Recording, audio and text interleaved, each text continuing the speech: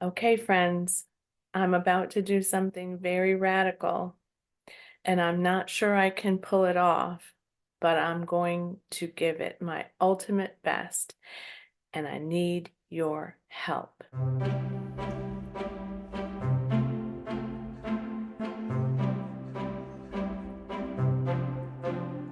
Hi, readers. It's Lori. Welcome back to my channel, Books, Ink, and Paper. And welcome if you are new to this channel. Here I am, you're brand new, and I'm making a powerful request of support to you. But here's what's up. I am hauling way too many books recently. And it's not even just recently. Let's just be frank. I'm hauling way too many books. I am in the midst of this bookshelf project, and I have books everywhere and have had for a while. And I have new books now in a book cart, and I have new books now in stacks on my mantle, and I have new books in my Kindle, and I have new books in Libro.fm and in Everand, and it has become overwhelming. And I just feel like I don't need to keep acquiring this many books. And here's what happened yesterday. I was doing a team facilitation day with one of my old libraries where I used to live, and I still frequent them and I'm still friends with them. And in fact, my niece by marriage on my partner's side works for them. I love that library. I love those people. I've been close to them for many, many years. Not all of them, but a lot of them. And I was sitting having lunch with them yesterday in the midst of our team development day for this particular branch. And I had already been discussing with this particular branch the challenges of getting people into the door, especially now with ebooks and audiobooks offered on Libby, and I'm sure Hoopla, people who, libraries that use Hoopla have the same problem. And streaming services so that people don't come in and rent DVDs, and just in general, there's kind of a challenge for libraries to get people to come in and to check out books. They sometimes will come in and use the computers and not check out a single book, right? And this isn't everybody. Obviously, they have people coming in and out, but the numbers for libraries are significantly lower than ever before, I think. Is this a part of the pandemic and being isolated and maybe still being kind of isolated? Sure. Is it a result of having easy access to ordering books on big booksellers online as well as on those platforms that I just talked about? Everand, of course, is a subscription service, but Libro.fm and Kindle, those are ways in which Nook, those are ways in which you can instantly have a book in your hands. You don't have to go to the library. You don't have to see anybody. You don't have to get dressed. So we talked about this a lot, and what draws people in and all those kinds of things. And then we're sitting at lunch and I'm talking about books I'm reading and about how many books I typically read at a time. And we're all kind of discussing what we read because, quite frankly, we're in a library community of people.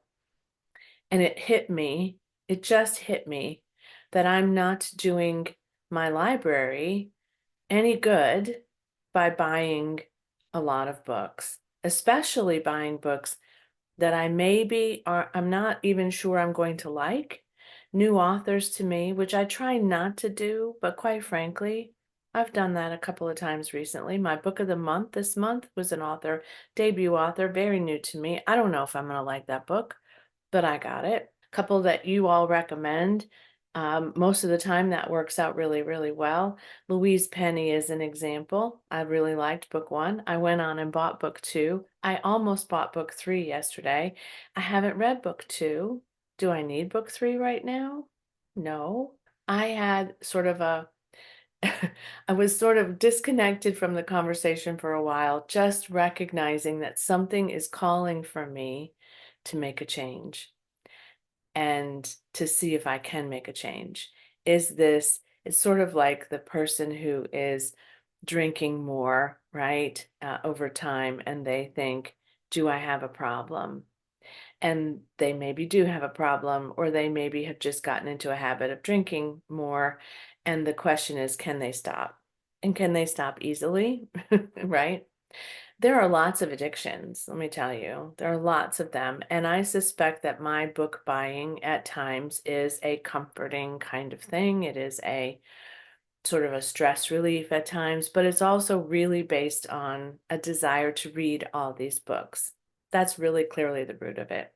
And in some cases, to own all these books. Now, this is not a video that says I'm never going to buy another book again, because that's just not realistic. And I'm not even sure this challenge is realistic, but I'm going to give it a go. So starting on May the 15th and ending on August the 15th,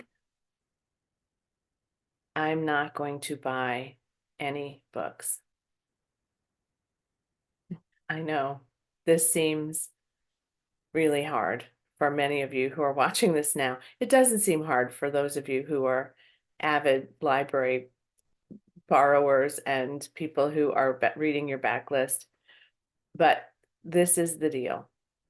I love anticipated reads, and I love buying anticipated reads every month when I'm researching them, which I've already done for June, and when I am just thinking about them, and when Book of the Month offers them and Libro.fm offers them, I'm just like, it's just like a cookie after lunch, right?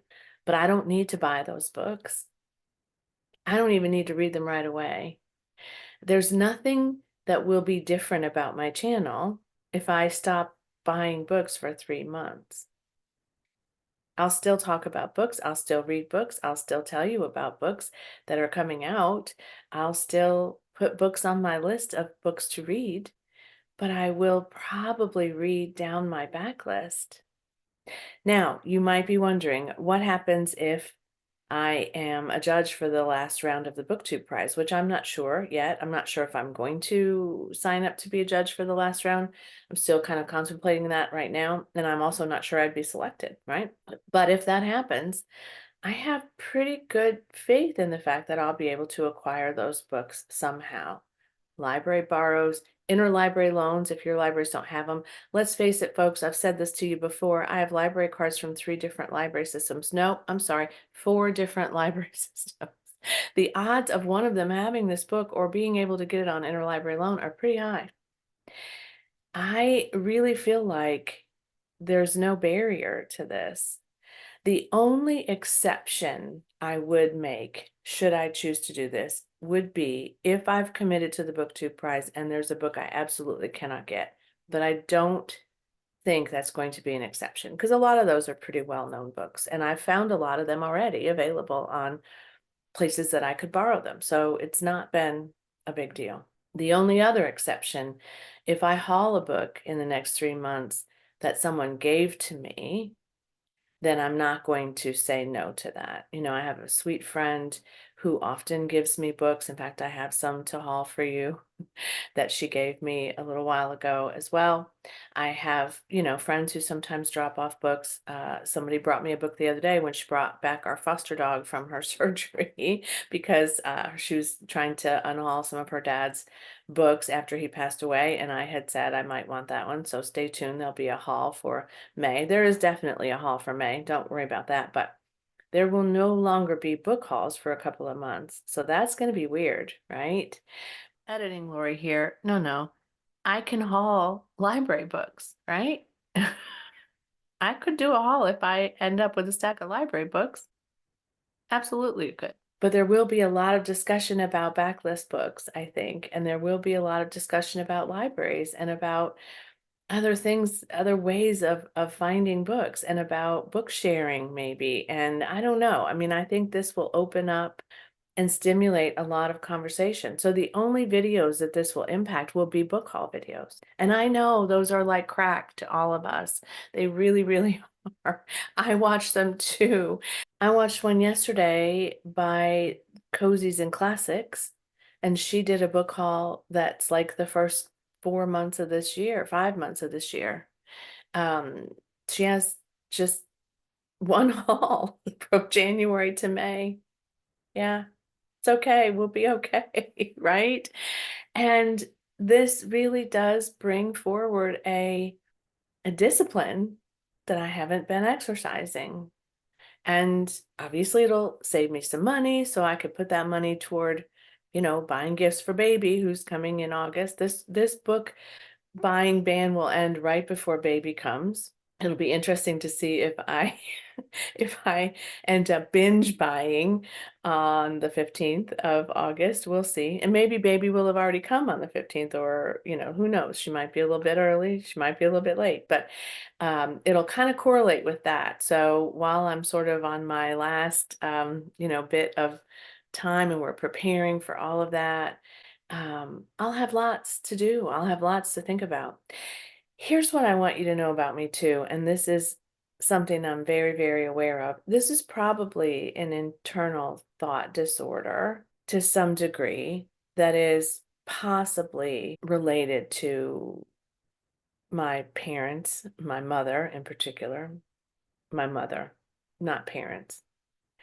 My mother and father grew up during the Depression. My mother and father did not have the means that a lot of other people had, but even just all of their lives, my parents were very lower middle class people. I never realized that. No, growing up, I never felt any sense of lack. But what I did notice was that my mother hoarded things. Not like the pictures you see in the show that you watch and all of that. My mother was very neat, very methodical, very obsessive, compulsive about organization. But my mother really purchased a lot of paper towels, for example, at one time. My mother purchased a lot of toilet paper at one time. My mother got things on sale and had tons of them. My grandmother was the same. My grandmother would go to yard sales and she would come home with something and somebody would say, "What is that?" And she'd say, "I don't know, but it was only 1 cent," right? My parents had a lot of books in their house. My sisters had a lot of books in their house, still do. So my one sister still does have a lot of books in her house. I have grown up in the company of people who collect and curate books. Okay. I have really been ingrained, that's really been ingrained in me. And I also am now questioning whether that is something that's necessary. You see where I'm going with this? Books are not essential to me being alive. Books are not essential to my health. They're essential to my mental health in many, many ways, but I don't have to buy them to be able to access them. And so when I think about that, this is kind of silly, right? It's kind of silly to be saying, "Hey, I hauled 16 books this month," or "I hauled 8 books this month," or "I hauled 10 books this month," when the likelihood of me reading those anytime soon is very, very low. And I have a ton, a crap ton, without using the bad word, which is one of my favorite words. I have a crap ton of books. I really, really do. And I would really like to embrace them and read them. The ones I got this year, the ones I got last year, the ones I got 6 years ago. I would really love to embrace them. So I am going to add again, because I did start to do this a little bit and then I kind of didn't make it a habit. I am going to add a book haul revisit video in place of the haul each month. And a lot of you do them, and I know a lot of us have done them for a long time, and I have been kind of hit and miss with that one. So that is the plan. Libraries, backlist. That's it. Can I do it? I hope so. I really, really hope so. There's a part of me that really wants that part of me that is quiet every time I go to the store, but is also saying, "Do you really need this? Do you really need this?" I want her to have a little bit more of a voice, to be able to say, "You don't need this. And here are some choices for you that you might enjoy." Thanks for watching. Let me know in the comments below if you have ever done a no book buy challenge, or I guess, what would you call this? A buying ban challenge, I guess. Whatever you call it, if you've done it, let me know. Let me know how you did it, and let me know how it felt and what you learned from it, and if you felt like it was successful. Whatever you want me to know, put that in the comments below, because I am really hoping that some of you have done this. And those of you who have done it, please give me any tips that you might have for me to be able to do this without discomfort and without challenge internally. I know there'll be challenge, but if I could kind of mitigate that, calm that other voice inside of me that says, "If you don't get this now, what could happen?" Nothing. Nothing could happen. it'll still be there. It might be even on sale after 3 months. So let me know how you have done this in the past, or if this is something you're thinking about doing, or if you want to do it with me, we could do a sort of a support group along the way. But any support you can offer me is greatly appreciated. And as always, happy reading. Bye.